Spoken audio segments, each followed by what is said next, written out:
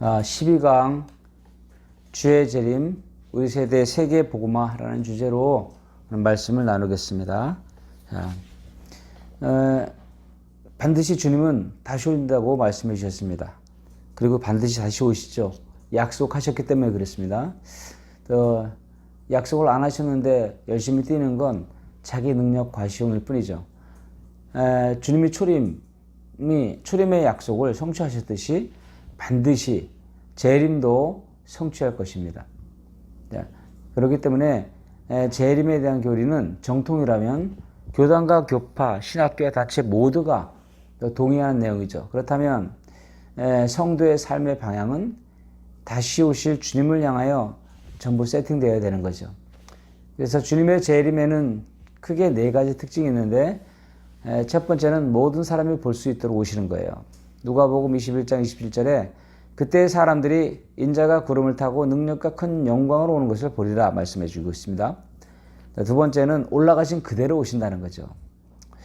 사도행전 1장 11절에 이르되 갈릴리 사람들아 어찌하여 서서 하늘을 쳐다보느냐 너희 가운데서 하늘로 올리우신 이 예수는 하늘로 가심을 본 그대로 오시리라 하였느니라 라고 말씀하고 계시죠. 세 번째는 그 날과 때는 아무도 모른다고 말씀하고 계십니다.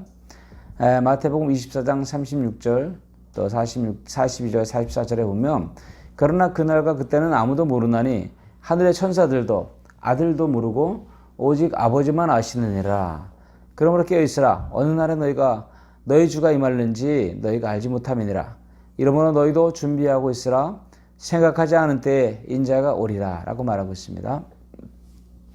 자, 그렇지만은 주님의 재림 시간표를 우리가 얼뜻 알 수 있는 그 힌트가 하나 있는데 마태복음 24장 14절 말씀입니다. 이 천국 복음이 모든 민족에게 증언되기 위하여 온 세상에 전파되리니 그제야 끝이 오리라. 자, 세계 복음화가 되면 주님이 다시 오신다고 우리에게 힌트를 주셨어요. 자, 종말에 지금 이 마지막 시대라고 하는 이때에 종말의 모든 징조들이 막 나타나고 있죠.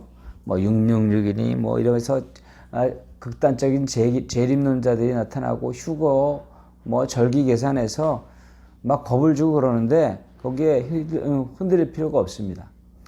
뭐 거의 다 가짜지만 그것이 진짜라고 해도 흔들릴 필요가 없단 말입니다. 세계 복음화가 안 되면 끝은 아니라고 주님이 말씀하셨기 때문에 흔들릴 필요가 없어요. 그래서 그런 종말론자들, 극단적인 종말론자들에게 우리가 참고는 하되 다시 깨어나 재림을 기다리는 시선으로 우리를 돌리는 건 좋겠지만 괜히 놀라거나 겁먹을 필요는 없다. 이거죠. 마가복음 13장 7절에 보면 난리의 수문을 들을 때에 두려워하지 말라. 이런 일이 있어야 돼. 아직 끝은 아니라 라고 말하고 있어요. 왜 끝은 아니냐? 13장 10절에 나와 있어요. 또 복음이 먼저 만국에 전파되어야 할 것이니라 라고 말하고 있어요. 그런데 왜 주님이 이 땅에 그날을 감하고 계시냐 하면 13장 20절에 보면 만일 주께서 그날을 감하지 아니하셨다면 모든 육체가 구원을 얻지 못할 것이거늘 자기가 택하신 자들 위하여 그날들을 감하셨느니라 라고 말하고 있습니다. 자, 그렇다면 분명하죠. 우리가 이 땅에 남아있는 유일한 이유는 바로 세계 복음화를 신속히 끝내는 것을 위해서 남아있는 것이다 라고 말해도 과언이 아니죠. 복음을 온 민족에게 증언하는 일에 올인을 해야 한다는 것이죠. 이것은 성경 그리고 사도들 그리고 초대교회가 주장하고 지지하고 적극적으로 동의해주는 진리거든요. 주님이 다시 오신다는 것은 주님이 친히 하신 약속이에요. 이 땅에 여자의 후손으로 보내실 그 메시아를 처음으로 약속했잖아요. 창세기 3장 15절에. 근데 그 긴 역사를 통해서 안 이루어질 것 같았는데 때가 참에 여자의 후손으로 왔듯이 다시 오겠다던 재림의 약속도 지금은 뭐 그림자도 안 보이지만 반드시 오신다는 거예요. 이 재림 약속에 분명히 깨어 있어야 되는 거죠. 그래서 주님이 재림한다는 약속은 그 초대교인들에게요 이론이나 교리적으로 보관해놓은 그런 것이 아니에요. 실제였어요. 그러니까 그 약속을 놓치면 다 놓친 거죠. 아무리 별 말을 다 하고 별 대단한 일을 다 해도 그 재림의 언약을 놓치고 있으면 다 놓친 거예요. 마태복음 10장 23절에 보면 이 동네에서 너희를 박해하거든 저 동네를 피하라. 내가 진실로 너희에게 이르노니 이스라엘의 모든 동네를 다 다니지 못해서 인자가 오리라. 마태복음 16장 28절에 보면 진실로 너희에게 이르노니 여기 서 있는 사람 중에 죽기 전에 인자가 그 왕권을 가지고 오는 것을 볼 자들도 있느니라. 마태복음 24장 34절에 내가 진실로 너에게 말하노니 이 세대가 지나가기 전에 이 일이 다 일어나리라. 마가복음 9장 1절에 또 그들에게 이르시되 내가 진실로 너에게 이르노니 여기 서 있는 사람 중에 죽기 전에 하나님의 나라가 권능으로 임하는 것을 볼 자들도 있느니라 하시니라. 마가복음 13장 30절에 보면 내가 진실로 너에게 말하노니 이 세대가 지나가기 전에 이 일이 다 일어나리라 라고 말씀하셨습니다. 여기 보면은 이 일이 일어나기 전에 다 일어나리라 라고 말씀하고 있겠죠. 보통 우리 세계복음화라고 말하는데, 자, 세계복음화와 우리 세대의 세계복음화가 무슨 차이가 있을까요? 뭐가 차이가 있겠나 싶은데 굉장한 차이가 있습니다. 언젠가 주님이 오실 것이라고 믿는 사람은 오늘은 어떻게 살까요? 자신이 할 일을 열심히 하겠죠. 그리고 자기가 하고 싶은 일들을 하면서 이 땅 가운데서 어떻게 잘 살아낼까, 여기에 관심을 가지고 있죠. 자기 교회 성장시키고 단체 성장시키고 그런 일을 하는데 전력을 쏟을 거예요. 그리고 그것이 주님의 뜻이라고 믿죠. 끝이 막연하고 끝이 모호한데 거기에 그 주제에 전심전력할 자가 누가 있겠어요, 그죠? 마찬가지예요. 이 세계복음화가 막연하게 된다라고 하는 그 관점을 가지면은 막연한 그 부분에 대해서 막연한 그 생각을 가지고 있게 돼 있어요. 마라톤이 42.19km잖아요. 근데 최고의 기록은 뭐냐? 지금까지 세계 최고 기록은 킵초케라는 사람이 세운 2시간 1분 39초예요. 자, 그러면 이 42.19km를 언젠가 도달하겠지라고 하면서 달리는 사람은 급할 것이 없어요. 그죠? 그런데 이 기록을 깨겠다. 그 목적지를 분명한데 목적지를 가긴 가는데 이 기록을 깨겠다고 달리는 사람은 모든 삶을 올인해서 힘을 쏟을 거예요. 주님의 재림 시간표가 세계 복음화의 끝임을 알고 달려가는 사람은 그리고 언젠가 오시겠지라고 달려가는 사람 같을 수가 없는 거예요. 또 한 가지 예를 들면 42.19km를 100m 경주자처럼 달린다면 어떻게 될까요? 죽으려고 하는 거죠. 가능하지도 않고 뛸 수도 없고요. 그런데 그 마라톤을 100m처럼 달려가는 사람이 있어요. 무슨 의미일까요? 이제 거의 다 왔다는 거예요. 끝이 얼마 안 남았다는 거예요. 그러니까 마지막 힘을 다 쏟아서 전력으로 달려간다는 거예요. 100m처럼. 결승선이 곧 다가온다는 것을 안다는 말이에요. 그러니까 우리 세대의 세계복음화와 그냥 세계복음화는 너무나 차이가 많은 거예요. 주님이 곧 오실 것처럼 초대교인들은 세계복음화에 올인했다는 것입니다. 눈을 뜨고 주님의 재림을 볼 것처럼 마지막 주자로 달려갔던 거예요. 초대교인들의 입장에서 한번 생각해 보세요. 예수님이 십자가 지고 사흘 만에 부활하셨죠? 그리고 40일 후에 승천하셨어요. 그 다음에 열흘 만에 성령이 오셨단 말이에요.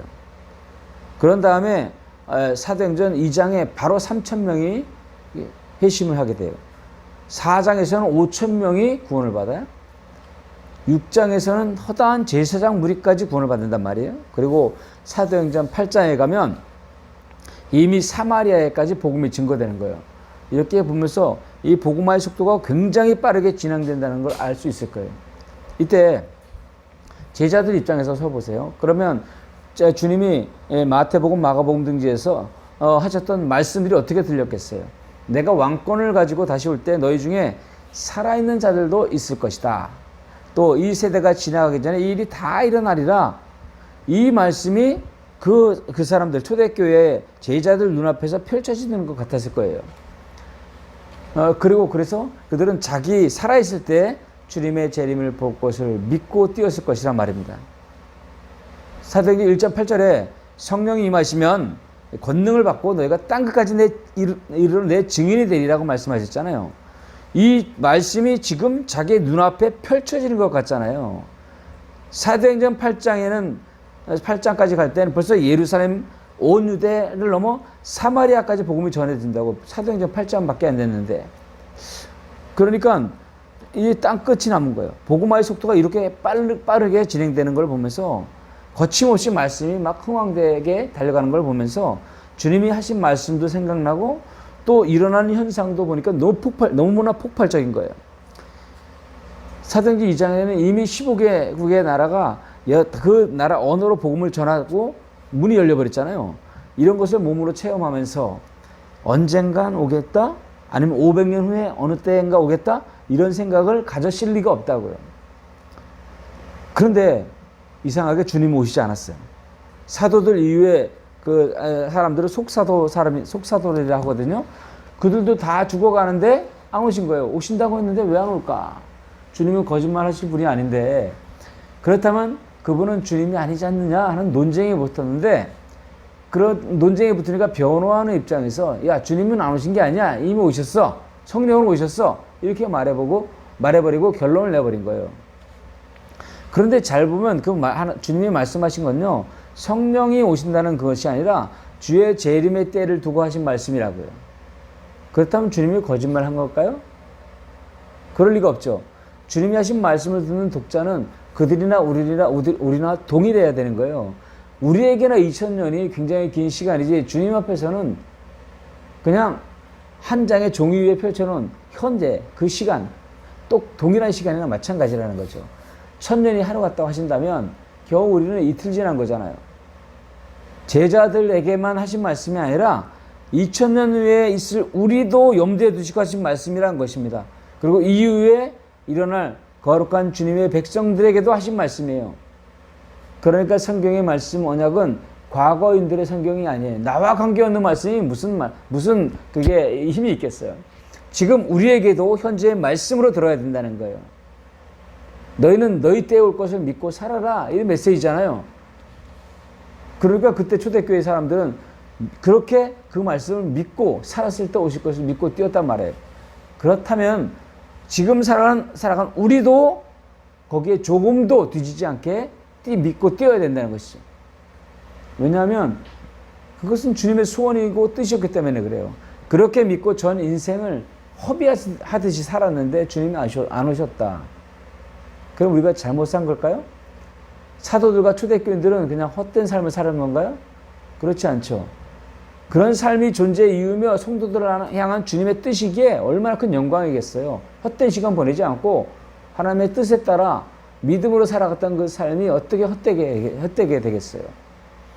이것은 그리스도인들에게 있어서 가장 정상적인 삶이라는 거죠. 그러니까 우리는 재림 언약에 대한 올바른 지식을 가지고 있어야 돼요. 사도 바울도 당시에 끝이라고 여겼던 로마 서바나로 가려고 그렇게 애를 썼어요. 왜 그랬을까요? 끝내려고 한 거죠. 주님의 뜻이니까 땅끝으로 간 거예요. 사도행전 1장 8절 말씀처럼 그 말씀이 이루어지는 것을 보고 싶었던 거예요. 이것이 그들의 신앙이었어요. 마라나타 신앙이죠. 주님 오실 그 영광의 날을 실제 기다리는 마라나타 신앙. 이것을 지금 이 땅의 교회가 잊어버리고 있다는 거예요. 잃어버렸어요. 교리로만 남았고. 그러나 그들은 주님의 말씀을 언약으로 붙들었어요. 그러니까 당연히 생각했죠. 먼 미래가 아니라 내가 살아있을 때 주님 오겠구나. 그런 거라면 땅끝까지 복음이 증언되는 일을 바라보고 달려야겠구나. 막연히 기다리는 것이 아니라 이 세계의 복음화를 위하여 자신을 들여 뛰어야겠구나. 이런 태도로 달리지 않았겠어요. 그런 믿음으로 달았던 흔적이 성경 도처에 있다고요. 사도행전 20장 24절에 보면 내가 달려갈 길과 주 예수께 받은 사명 곧 하나님의 은혜의 복음 증거하는 일을 마치려 하면은 나의 생명조차 조금도 귀한 것으로 여기지 아니하노라 라고 말하고 있습니다. 자, 여기 보면 은혜의 복음을 증언하는 일이라고 말하고 있죠. 근데 우리는 여기까지만 우리가 이해하고 붙들면서 만족하는 것 같아요. 복음 증거하는 거 그것이면 됐지 이러는데 복음 증언하는 사람도 많지 않을 뿐만 아니라 그렇게 또 복음을 증언하는 것으로만 만족한다면 좀 더 반쪽짜리일 수가 있어요. 그래서 지삭충성하면서 목숨 걸어 불철주와 열심을 내는데 내 사명이 하나님의 은혜의 복음을 증언하는 일이라는 거죠. 그렇기 때문에 자신을 막 들어가죠. 헌신하는데 그것이 전부가 아니라는 거죠. 여기 뭐라고 하냐면 증언하는 일을 마치되 하면은 이렇게 말하고 있거든요. 끝내기 위해서 내가 지사 충성하고 목숨 버리는 것과 그냥 목숨 버리는 것과는 큰 차이가 있잖아요. 물론 나에게 주어진 분깃을 끝낸다는 의미도 있는데 그러나 세계복음화를 끝내겠다고 하는 의미가 더 강하다고 볼 수가 있습니다. 고린도전서 7장 29절 31절에 보면 그 사도 바울이 왜 그랬는지 왜 끝내려고 하는지를 좀 증언하는 말씀을 그 이후에 성경 도처에서 증언되고 있거든요. 고린도전서 7장 29절에서 31절 보면 형제들아 내가 이 말을 하노니 그때가 단축하여진 거로 이후부터는 안에 있는 자들은 없는 자 같이 하며 우는 자들은 울지 않는 자 같이 하며 기쁜 자들은 기쁘지 않은 자 같이 하며 매매하는 자들은 없는 자 같이 하며 세상 물건을 쓰는 자들은 다 쓰지 못하는 자 같이 하라. 이 세상의 외형은 지나감이라 라고 말해요. 때가 단축하여졌다고 그때 이미 말했어요. 왜요? 복음이 그만큼 많이 증거되었으니까 이 땅의 희노애락 먹고 사는 모든 일들이 아무 의미가 없는 것처럼 살아라 이렇게 말하고 있어요. 왜냐하면 곧장 주님 올 것처럼 그렇게 그들은 믿고 살았으니까. 그 사도 바울은 알았어요. 이 복음이 땅끝까지 증언이 되면 주님이 오신다는 거. 그러니까 계속적으로 복음화가 빠르게 진행되어 주님 오실 때가 지금 단축해졌으니 너희들이 지금 먹고 살고 중요하게 여기는 이 모든 것들이 없는 것처럼 여기고 살아라고 말하는 거예요. 야고보서 5장 7절 8절에 보면 형제들아 주께서 강림하시기까지 길이 참으라. 보라 농부가 땅에서 나는 귀한 열매를 바라고 길이 참아 이른 비와 늦은 비를 기다리라니 너도 길이 참고 마음을 굳건하게 하라. 주의 강림이 가까우니라 라고 말하고 있습니다. 이 야고보가 쓴 글인데 이때는 로마의 박해가 아주 본격화되고 심화되는 그런 기간이거든요. 그러니까 이 야고보가 말하는 거예요. 자, 고통스럽지만 주의 강림이 멀지 않았다. 강림이 하시기까지 참자. 곧 오신다. 조금만 참자. 곧 온다. 이 말이에요. 가을날의 추수를 바라보면서 지금을 인내하는 농부의 마음으로 살라는 거예요. 왜요? 농부는 왜 농사를 짓죠? 분명히 가을날의 추수를 볼 것을 믿고 사는 거예요. 재림의 언약도 마찬가지예요. 우리와 상관없는 그런 재림이라면 아무 의미가 없죠. 그러기에 막연히 언젠가 오시겠지 하는 기다림이 아니었어요. 오히려 세계복음화에 더 구체적으로 박차를 가했다는 것을 볼 수 있습니다. 베드로후서 3장 3절에서 13절에 보면 베드로도 그렇게 말하고 있어요. 말세에 조롱하는 자들이 와서 이렇게 말한대요. 야, 주께서 강림하신다는 약속이 어디 있느냐? 만물이 잔후부터 만물이 처음 창조될 때와 같이 그냥 있다 라고 말하는 거예요. 그렇지만 사도 베드로는 말해요. 사랑하는 자들아, 주께는 하루가 천년 같고 천년이 하루 같다는 한 가지를 잊지 말라. 주의 약속은 어떤 이에 더디다고 생각하는 것까지 더딘 것이 아니라 오직 주께서는 너희를 대하여 오래 참으사 아무도 멸망하지 아니하고 다 회개하게 이르기를 원하노라. 그러나 주의 날이 도둑같이 오리니 이렇게 말하고 있습니다. 그러면서 12절에는 하나님의 날이 임하기를 바라보고 간절히 사모하라 이 말이에요. 베드로도 마찬가지예요. 주께서 강림하신다고 웃기고 있네. 아직까지 안 왔잖아. 안 오실 거야. 너무 그렇게 급박한 종말론처럼 살지 마. 이렇게 말하는 자들에게 아니 그렇지 않아. 그 약속은 더디다고 생각하는 것처럼 더딘 게 아니야. 그분은 도둑같이 오신단 말이다 라고 말하는 거예요. 이 시대의 모습과 동일하잖아요. 이 시대의 교회와 동일하잖아요. 주님의 강림이 없는 것 같아. 주의 재림에 대한 얘기는 1년 설교를 들어도 한 번도 못 듣는 경우가 많단 말이에요. 그러나 베드로는 단호히 말해요. 주의 약속은 더딘 것이 아니다. 언젠가라고 말하지 마라. 도적같이 오신다 라고 말했어요. 하나님의 날이 임하기를 간절히 사모하라 말이에요. 이것이 성도가 이 땅에서 살아가는 목적이란 말이에요. 근데 이것을 잃어버린 거예요. 이게 여러 가지 이유가 있겠지만 하도 극단적 종말론자들이 일어나서 하도 이 사고를 치는 바람에 재림 이야기를 하면 이상하게 보는 거예요.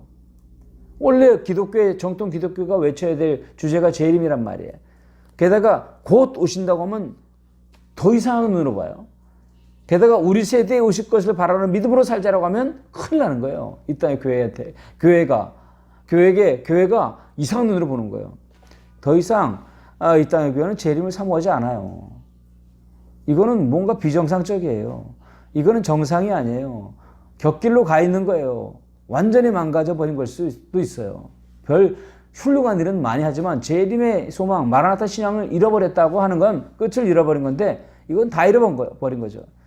우리의 믿음의 선배는 구름 한 점만 떠도 주님이 오시려나 하면서 그렇게 간절히 주를 사모했다고요. 계시록 마지막 책 22장 12절에도 보라 내가 속히 오리니 내가 줄 상이 내게 있어 각 사람의 그가 행한 대로 갚아주리라. 계시록 22장 20절에는 이것을 증언하시니가 이르시되 내가 진실로 속히 오리라 하시거늘. 그럴 때 말할 때 성도들은 아멘 주 예수여 오시옵소서 너무나 간절히 바라는 마음으로 그렇게 마라나타 했다고요. 이것을 지금 이 시대의 교회가 완전히 망각했으니 도대체 망망대해에서 표대 없이 헤매이는 그런 배와 같은 그런 꼴이 된 거예요. 제가 어릴 때 절에 잠시 맡겨졌는데 저희 형이 어려우니까 절에 맡겼어요. 그러면서 절에 맡기면서 형이 이렇게 말하더라고요. 야, 조금만 참어. 형이 곧 데리러 올게. 이렇게 말하고 왔어요. 처음에 뭐 그 말이 들어오지 않았어요. 너무 절에 있는 게 맛있는 것도 많으니까 좋았으니까.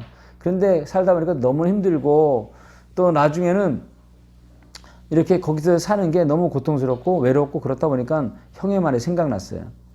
그러면서 야 내가 조금 이따 올 테니까 좀만 기다려 라고 하는 말이 나 죽은 후에 올 거라는 그런 생각을 할 수가 없었어요. 곧 오겠지. 그 너무나 간절한 기다림. 내가 살아서 주님 우리 형이 와서 날 데려가겠지 하는 그 믿음 가운데 소망 가운데 살았다고요. 그때. 그러니까 이게 성도들의 믿음이었어요. 살아서 주님 볼 수 있으리라는 기대감과 믿음으로 거친 환란을 이겨냈다고요. 더 정확히 말하면 세계복음화에 모든 것을 쏟아 넣었어요. 그냥 막연히 넉넉고 모여가지고 이단처럼 막 흰옷 입고 줄 기다리고 이런 게 아니에요. 진짜 재림을 기다린다면 그렇게 기다리는 것이 아니라 한 시간이라도 아껴서 세계복음화에 전력 질주를 하는 것이에요. 이게 바로 마라나타 신앙입니다. 마지막 주자처럼 뛰는 거죠. 올인하는 거예요. 힘 좀 남겨주고 두고 힘 좀 안배하면서 뛰는 일은 불가능해. 그거는 마지막 주자로 마지막 이 주자가 되어서 달려가는데 더 이상 힘 남길 게 어디 있어요. 전력 질주를 해야죠. 먹든지 마시든지 무엇을 하든지 주님 오실 그날과 연결된 삶을 살았던 거예요. 그래서 대부분의 사람들이 선교 현장에서 순교를 했어요. 우리도 그렇게 살다가 주님 맞이하든지 순교하든지 둘 중에 하나 해야 돼요. 그렇다면 재림 언약을 진짜 믿는 자의 삶이 어떠해야 될까요? 마태복음 25장 1절에서 13절 보면 천국은 마치 등을 들고 신랑을 맞으러 나간 열 처녀와 같다 그랬어요. 그중 5은 미련하고 5은 슬기는 자라라고 말하고 있습니다. 미련한 자들은 등을 가지되 기름을 가지지 아니하고 슬기 있는 자들은 그릇에 기름을 담아서 등과 함께 가져갔어요. 그런데 다 함께 졸고 있어서 동일하게 졸고 있었어요. 근데 신랑이 왔을 때 남은 처녀들이 5처녀가 와서 우리에게 기름 좀 빌려달라고 그러니까 우리 쓸 것도 모자라다. 우리 쓸 기회도 모자랄 것 같다. 너희들이 가서 사와라. 사러 간 사이에 주님이 오셨어요. 그때 처녀들이 5처녀가 주여 우리가 주를 기다리던 주의 처녀들입니다. 열어주소서 라고 말했더니 내가 너를 알지 못하겠다 라고 말했어요. 그런 주 깨어있으라. 즉 깨어있지 않았다는 거예요. 그날과 그때를 너희가 알지 못하니나 즉 그런 주 깨어있으라 라고 말한 거예요. 모두가 다 이 땅의 교회가 지금 이 5처녀처럼 신랑을 기다려요. 10처녀처럼 다 교리적으로 신랑 기다린다고 말하고 이거 주님이 재림하신다는 약속이 맞습니까? 라고 하면 다 동의해요. 그렇지만 그렇게 동의하는 것과 간절히 사모하면서 준비하고 믿음으로 기다린 것과는 천지 차이란 말이에요. 주님을 맞을 것이라는 믿음이 있었던 사람들은요, 등과 기름을 함께 준비해요. 정말 곧 깨어서 믿음으로 주님 맞을 소망을 가지고 준비하는 거죠. 다 같이 동일하게 사는 것 같아요. 이 땅의 교회가. 그렇지만 곧 오실 수 있다는 이 사모함과 믿음으로 사는 자와 그렇지 않은 자와는 천지 차이가 난다는 거예요. 데살로니가서 5장 1절에서부터 11절에도 마찬가지. 주의 날이 밤에 도둑같이 이룰 줄을 너희가 알라. 언제 오시냐면 평안하다 안전하다 할 그때 임신한 여자에게 해산의 고통 이름과 같이 멸망이 갑자기 그들에게 이르리니 결코 피하지 못하리라. 형제들아 너희는 어둠에 있지 아니하며 그날이 도둑같이 너에게 임하지 못하리라. 그러니까 자지 말고 깨어 정신을 차릴지라. 우리는 낮에 속하였으니 정신을 차리고 믿음과 사랑에 호신경을 붙이고 구원의 소망의 투구를 쓰자라고 말하고 있어요. 깨어있으라는 말이 한마디로 말하면 복음으로 깨어있고 이 복음을 증언하는 일에 그 앞에 전부를 쏟고 있으란 말이에요. 너희들은 주님이 도적같이 오심을 자세히 알고 있다. 그러고 말해요. 저들은 말한다. 아직은 안전하다. 편안하다. 이렇게 말할 때 그때 오신다는 거예요. 이 믿지 않는 자들이. 그렇지만 임신한 여자에게 해산의 고통이 이르는 것처럼 그 모든 자에게 주를 온전하게 기다리지 않고 깨어있지 않은 자들에게 갑자기 임한다는 거예요. 노아의 때와 같이. 거기에 휩쓸리지 말라는 거예요. 의의 옷을 입고 있으라는 거예요. 도적같이 오셔도 문제없을 만큼 주를 사모하면서 기다리는 자에게는 도둑같이 임하지 못하는, 이제 않으리라고 말씀하고 계세요. 이게 우리 위로죠. 베드로전서 4장 7절 11절에는 만물의 마지막이 가까웠으니 그러므로 너희는 정신을 차리고 근신하여 기도하라. 뜨겁게 사랑하라. 누가 말하려면 하나님의 말씀을 하는 것 같이 하라. 이렇게 말하고 있습니다. 2000년 전인데 그때 마지막 일에 가까웠다고 말하고 있어요. 마지막 주님이 곧 오실 것처럼 긴급히 말하고 있어요. 그러면 지금은 시간상으로도 더욱더 그렇게 말해야 된다고요. 근데 이것을 잃어버리고 있어요. 너무 두려운 일이에요. 베드로의 말을 듣던 성도들의 입장에서 들어보세요. 주의 재림이 가까웠다고 말하고 있어요. 그 말은 죽은 다음에 올 수 있다는 말로 들리겠어요? 죽은 다음에 사람들에게 정신을 차리고 깨어있으라고 할 이유가 없잖아요. 살아있는 순교할 자들에게 또한 지금 정신을 차리고 깨어있으라고 한 거예요. 주님마저 준비를 하라는 거죠. 그러니까 그 말을 실제로 들었던 사람들은 이것이 교리적으로 신학적으로만 이론적으로만 정립된 게 아니라 실제로 믿었기 때문에 정신을 차리고 살 수밖에 없었어요. 마라나타 신앙을 가지고 있었죠. 요한일서 3장 2절 3절에 보면 그가 나타나시면 우리가 그와 같을 줄 아는 것은 이 소망을 가진 자마다 그의 깨끗하심과 같이 자기를 깨끗하게 하느니라. 그들은 하나같이 살아서 주님 맞으리라는 기대와 소망으로 살았어요. 그래서 주의 깨끗하심과 같이 자기를 깨끗하게 했다고 말하고 있어요. 신약의 사도들과 초대 교인들에게 나타나는 두 가지 큰 특징이 있다면 첫 번째, 세계 복음화를 끝내기 위하여 이 복음을 가지고 목숨 걸고 증거를 한 거예요. 두 번째, 내적으로는 거룩과 순결한 삶을 깨어서 살았어요. 근데 사실 이 둘은 함께 가는 거예요.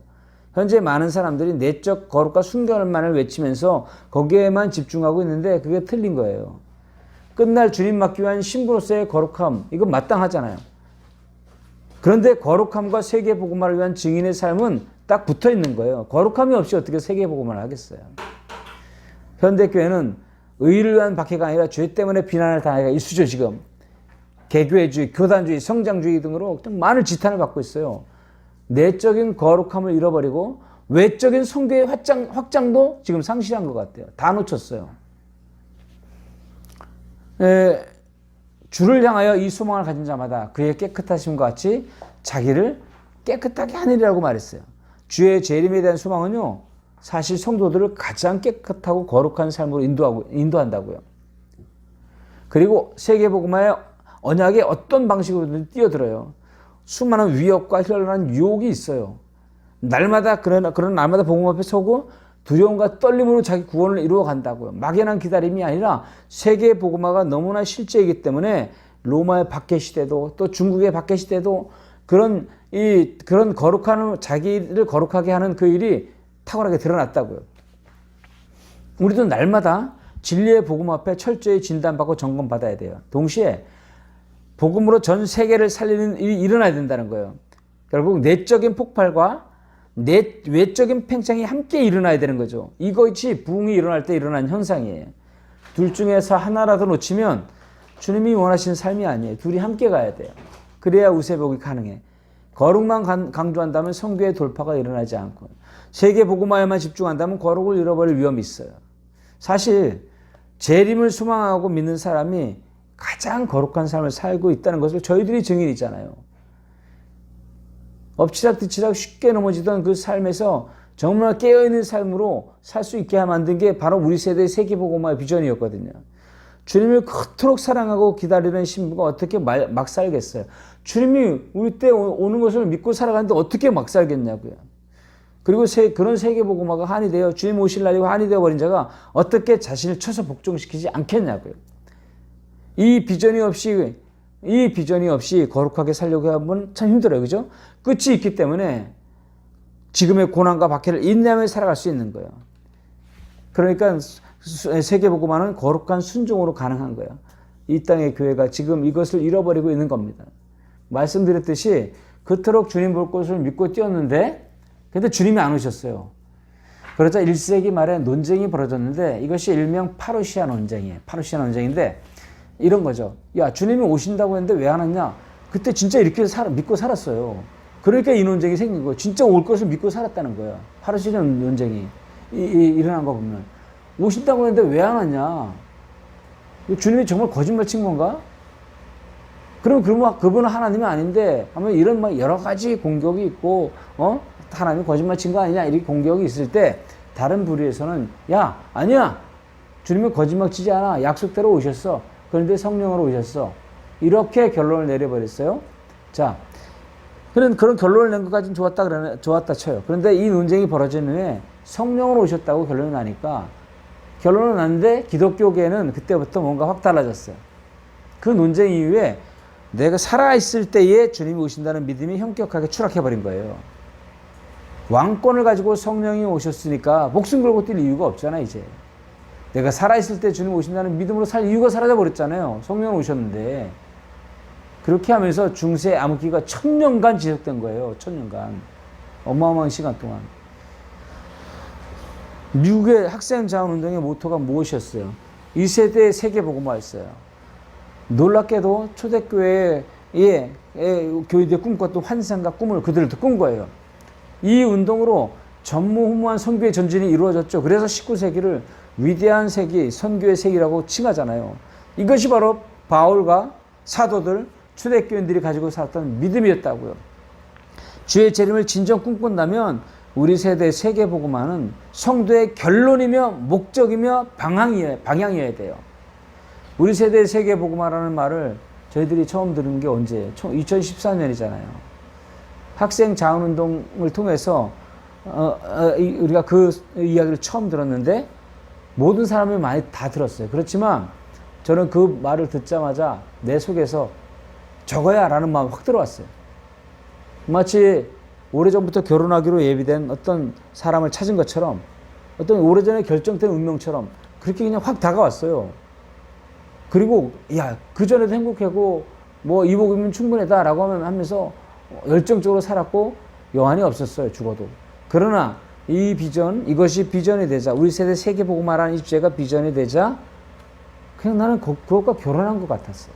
왜냐하면 그것이 하나님의 뜻이라는 확신이 너무 컸어요. 그래서 그때는 오직 기도로 이 일을 이루신다는 확신으로 기도에 전무했잖아요. 이것이 내 세계 속에서 이게 그냥 이론이 아니라 실제가 되니까 생명이 되니까 불이 된 거예요. 그러니까 주변에 수많은 사람들이 거기에 함께 불이 붙었고 너무나 빠르게 옮겨 붙었던 거예요. 그때 당시 제가 기도의 불, 기도의 부흥이라는 것이 무엇인지 진짜 경험했어요. 그때 우리 정말 밤새 부흥을 놓고 기도했었잖아요. 우리 기도하다가 죽을 각오로 부르짖었어요. 그 중에서 그 많은 사람들이 목에서 피가 안 나는 사람이 거의 없어요. 믿었기 때문에 우리 세대 세계복음화를 믿었기 때문에 피가 나도록 외치다가 죽어도 좋을 만큼 마지막처럼 외쳤다고. 이건 농담이 아니니까 진짜니까. 그건 이루어지지 않으면 안 되는 아버지의 꿈이었어요. 안 되면 견딜 수 없는 한이 된 것처럼 외쳤다고요. 그러니까 부흥이 아니면 죽음을 달라고까지 기도하면서 외쳤어요. 어쨌든 그렇게 외치면서 우여곡절을 겪으면서 사람들이 떠나갔는데 다 꺼진 불 속에서 아주 조금 남은 불씨처럼 몇 사람만이 버티고 있었죠. 너무 약해가지고 이거 살리는 건 불가능해 보였어요. 그 칠흑 같은 어둠이 지나가지만 이 비전의 불꽃을 꺼질 수가 없었어요. 왜냐하면 주님의 부르심이기 때문에. 그리고 그것이 한이 되고 운명이 됐기 때문에, 존재가 됐기 때문에 이게 포기될 수가 없는 거예요.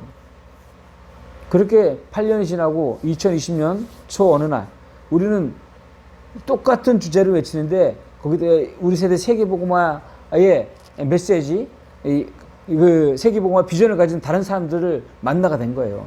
그리고 저는 그들의 메시지를 들어보았죠. 그럼 깜짝 놀란 것은 우리는 기도의 전선에서 싸웠고 그들은 그 현장에서 복음을 증언하며 순종하며 가는 삶을 살고 있었어요. 오직 우리는 기도의 순종을 통해서 그 일을 이룰 주님을 믿었고요. 그들은 성경의 복음을 가지고 성경의 전도를 순종하면서 우세복의 성취를 믿었던 거예요. 동일한 건 뭐냐? 믿음이었어요. 믿음. 그것이 우리에게 꿈이 되었다는 거예요. 안 되면 안 되는 한이 되어버렸다는 거예요. 그래서 이걸 우리 세대에 우리 손으로 이 세계복음을 이루어보자라고 하면서 뛰어들었던 거예요. 그러니까 우리 세대 세계복음을 이루어서 우리의 눈으로 주님 맞을 것을 믿는 믿음 말이에요. 그것이 모두를 목숨 걸고 뛰게 만들었고 포기하지 않게 만들었고 우리를 거룩하게 만들었죠. 기나게 인내의 시간을 견뎌내게 했고 기도하게 만들었어요. 근데 너무 충격적인 것은 이 너무 한 작은 교회를 통해서 8년 만에 100여 개국에 복음이 들어가고 복음의 문이 열렸다는 거예요. 이게 우리 너무나 큰 위로잖아요. 하나님이 너무나 기뻐하신다는 증거 아니에요. 우리는 신학적인 배경도 성경적인 근거도 약했어요. 그냥 무작정 부르짖기만 했어요. 믿고. 그런데 그들은 신학적이고 성경적인 근거와 배경까지 갖추고 있더라고요.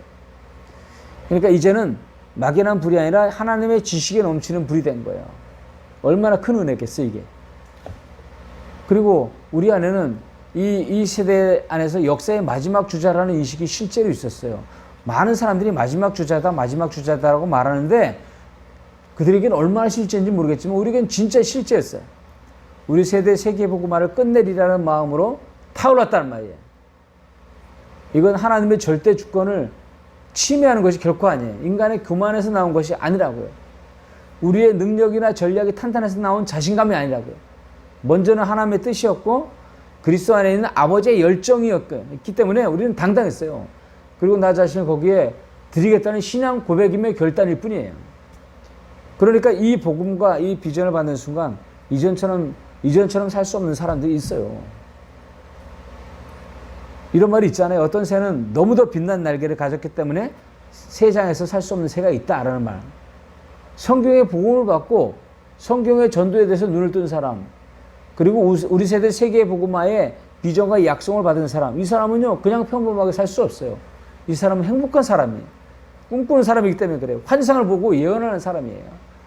그리고 그는 안식을 취하고 올바른 자리에 있기 때문에 그 안에 참 기쁨과 참 경건이 있어요. 그런 자들이 바로 하나님이 준비하신 제자들이란 말이에요.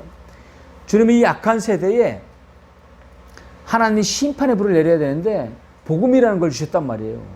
이게 우연이겠는가 이 말이에요. 게다가 우리 세대 세계 복음화라는 비전에 눈을 뜨게 했어요. 아무나 눈을 뜨는 게 아니거든요. 웬만하면 포기가 되거든요. 그런데 이게 눈을 뜨게 하고 포기치 않게 만들었다는 말이에요. 이게 사람이 시작한 게 아니라는 것이죠. 우연이 아니라는 거죠. 사도들 초대교회 속에 타오르던 것들을 지금 우리 안에 다시 넣어준 거예요. 정말 어쩌면 2000년 만에 이게 무슨 의미일까요? 하나님은 우리 속에 그분의 소원을 두시고 친히 행하신다 했잖아요. 그렇다면 이 말은 이루어진다는 얘기 아니에요. 세계복음화가 이루어지고 주님이 곧 오신다는 분명한 사인이 아니겠어요, 이게? 그것도 가장 죄악의 극치를 달하고 있는 이 한국 땅에서 시작되게 하신 거예요. 거기서 우리 세대 세계복음화가 하이 되어버린 거예요. 존재가 되어버린 거예요. 미쳐버린 거예요. 이거는 우리 힘과 능력과 재능으로 할 수 있는 게 아니에요. 정말 우리 손으로 그 일을 이루겠다는 당당한 마음을 갖게 하신 거예요. 이건 결코 우연이 아니는 거예요. 결코 하나님의 열심이라는 거죠. 마태복음 13장 20절에 보면 무화과 나무의 비밀을 배우라. 그 가지가 연해지고 잎사귀를 내면 여름이 가까운 줄을 아나니 이와 같이 너희가 이런 일이 일어나는 것을 보거든 인자가 가까이 곧 문 앞에 이른 줄 알라. 내가 진실로 너에게 말하노니 이 세대가 지나가기 전에 이 일이 다 일어나리라 라고 말하고 있어요. 무슨 말입니까? 지금 문 앞에 와 있다는 사인이잖아요. 가장 확실한 증거가 뭐예요? 말씀드렸듯이 지금 우리 세대 세계복음화를 위해 목숨 걸고 뛰는 사람들이 일어나고 있다는 거예요. 그리고 목숨 걸고 기도하는 사람이 있다는 거예요. 이것을 위해서 현장에서 8년 만에 100여 개국을 뚫어낸 복음 증언자들이 있다는 거예요. 이런 속도라면 우리의 생각보다 훨씬 복음화가 빨리 진행될 거란 말이에요. 단체 늘리고 교단 성장시키는 식의 생각은 이미 우리 접었잖아요. 지구를 수십 번 박살낼 수 있는 핵폭탄이 날아오고 있는데 우리가 거기서 햄버거를 먹듯이 살 수는 없잖아요. 생로병사, 장가고 십가고 미래를 꿈꾸는 이 모든 것이 무슨 의미가 있어요? 멸망할 건데, 주님 오실 건데, 세계복음화가 되면 심판이란 말인데, 주님이 호련히 재림하시면 지금 중요시하던 모든 것들이 쓸모없어진단 말이에요. 깨어야 돼요. 우리 주님만 사모하면서 세계복음화에 올인한 사람들만이 주님을 반가이 맞을 거란 말이에요. 이론이 되지 않아야 돼요. 모든 성도가 아버지의 이 소원을 받아야 된다고요. 주님 재림의 영광에 사로잡혀서 우리 세대 세계복음화를 꿈꾸는 이 행복을 모든 교인들이 사시는 성도들이 누려야 된다고요. 이 복된 삶을 누려야 된다고요. 지금 이 땅을 위해 살아갈 한간 때가 아니에요. 마지막 때라고 이 세상도 말하고 있는데 우리로서는 우리 세대 세계복음화를 가지고 목숨 걸고 달려가고 목숨 걸고 기도하는 그런 사람이 있다는 거예요. 그러니까 때가 지금 머지않고 주님이 문 밖에 와 계시다는 그런 사인과 같이 받아야 될 거예요. 그런 한 사람들이 필요한 거예요. 그가 제자이고 합당한 자이고 평안을 받을 자이고 계시를 받은 자예요. 그를 통해서 전 세계를 살리는 주님의 열심을 위하여 우리를 불러주셨다는 말입니다. 아멘. 함께 기도하십시다.